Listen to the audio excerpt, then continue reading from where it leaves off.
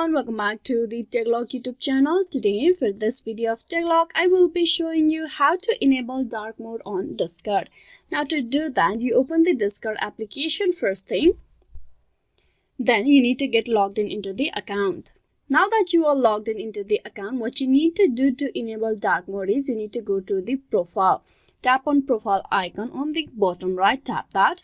Then you need to scroll down to the app setting in the profile. There in the app setting, you will find the option appearance. You tap that. There you will find the option to change it to the dark. You tap on that dark circle and you can see the preview as well for how your Discord screen will look like. Now once that is done, you go back. You will see the changes right away. You can see the light mode or the light theme on Discord has been changed to the dark theme, dark mode. So this is a way how you can change or enable dark mode on Discord.